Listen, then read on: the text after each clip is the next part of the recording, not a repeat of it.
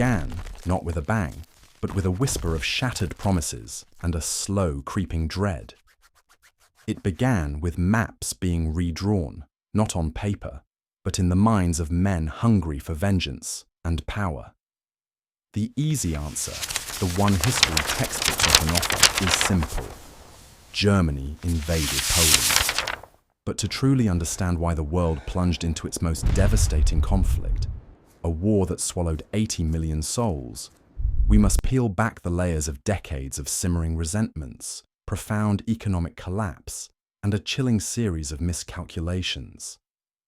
Imagine Europe in 1919, a continent still bleeding from the Great War, a conflict so horrific it was supposed to end all wars.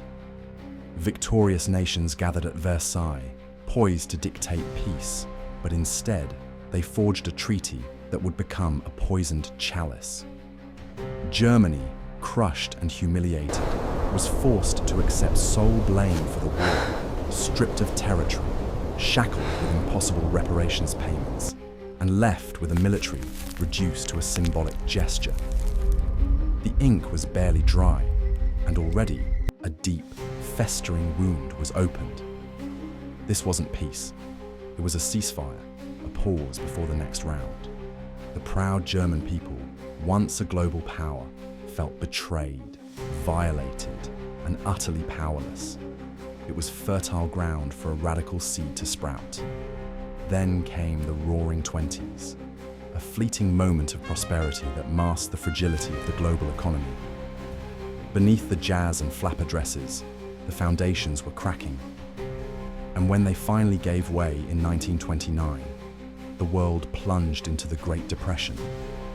Factories shuttered, banks collapsed, and millions faced destitution and despair. In Germany, the economic devastation was particularly brutal, exacerbated by those lingering reparations and a weak democratic government. The streets filled with the unemployed, the hungry, and the disillusioned.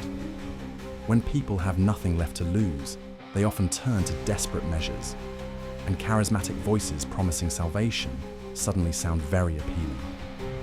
Into this crucible of bitterness and desperation stepped a man named Adolf Hitler. He offered not just a political program, but a mythology.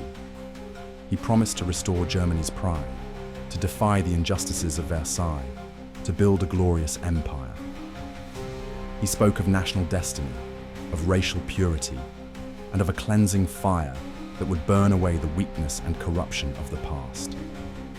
His words, delivered with hypnotic fervor, resonated with millions who felt forgotten, shamed, and angry. He was a master manipulator, understanding the deep-seated psychological wounds of a defeated nation. The Nazi Party, once a fringe movement, swelled into a colossal force, riding a wave of nationalistic fervor and a desperate yearning for order, even if that order came at the cost of freedom.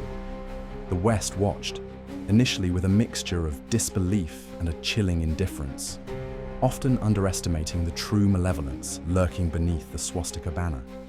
As Hitler consolidated power, he began, slowly at first, to chip away at the Versailles Treaty.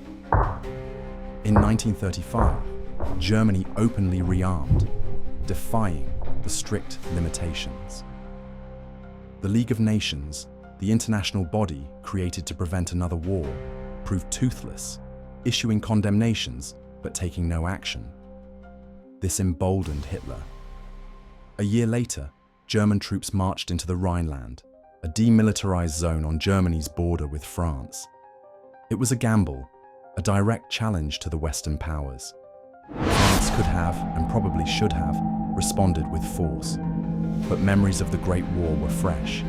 The economic crisis was paralyzing, and leaders feared provoking another cataclysm. So, they did nothing. Hitler learned a crucial lesson. The West was afraid. This pattern, tragically, repeated itself. Spain erupted in civil war in 1936, a brutal testing ground for new weapons and ideologies. Germany and Italy openly supported Franco's fascists, while Britain and France, fearful of escalation, remained officially neutral, effectively denying aid to the democratically elected government. The world watched as Guernica burned, a terrifying preview of the horrors to come. In 1938, Hitler turned his gaze toward Austria, his homeland. He demanded Anschluss, a political union. Despite initial resistance, and then a rigged vote, German troops rolled into Vienna to cheers from many and silent terror from others. Again, no significant intervention from the West. Then came Czechoslovakia, a democratic nation with a strong military and strategically important territories, particularly the Sudetenland, a region with a large German-speaking population. Hitler fabricated claims of persecution and demanded the Sudetenland be ceded to Germany. This was the moment of the Munich Agreement, one of history's most infamous acts of appeasement. British Prime Minister Neville Chamberlain, along with French leader Édouard Daladier, flew to Munich to negotiate with Hitler. Without a single Czech representative present, they agreed to Germany's demands, believing that by sacrificing Czechoslovakia's territory, they were securing peace in our time. Chamberlain returned to London, waving a signed document proclaiming victory. But even as he spoke, the clock was ticking down to catastrophe. Winston Churchill, then a lone voice of dissent, famously declared that Britain and France had to choose between war and dishonor, and they had chosen dishonor. They would get war anyway. And he was right.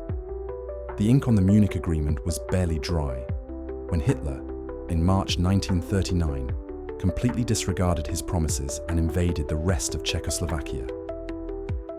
This was the final, undeniable proof that appeasement had failed utterly. It was no longer about German-speaking territories. It was about outright conquest. Britain and France, finally awake to the true nature of the threat, issued guarantees to other vulnerable nations, most notably Poland. They drew a line in the sand.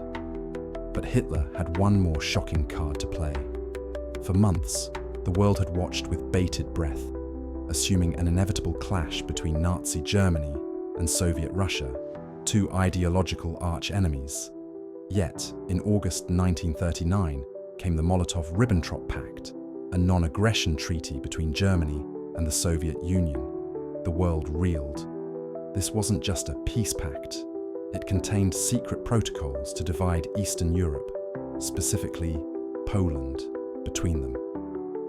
It was a cynical, pragmatic agreement that removed the immediate threat of a two-front war for Germany, giving Hitler a clear path to invade Poland without fear of Soviet intervention.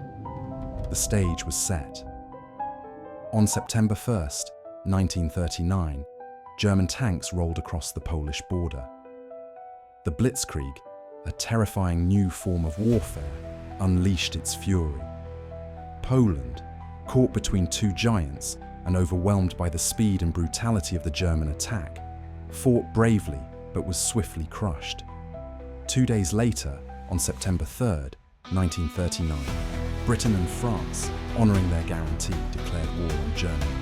So why did World War II actually start? It wasn't a single event, nor a simple act of aggression. It was a terrifying confluence of factors.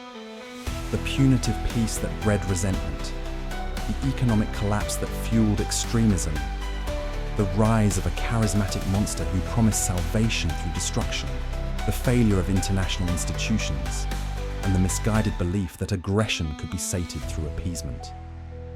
It was the collective failure of a generation to learn the lessons of the past, to confront evil when it was still small, and to understand that some lines, once crossed, plunge the world into an abyss from which there is no easy return. The invasion of Poland was merely the spark, igniting a fire that had been meticulously, tragically, allowed to smolder for 2 decades. The world was not ready for peace, and the seeds of its greatest conflict had been sown long before the first shot was ever fired.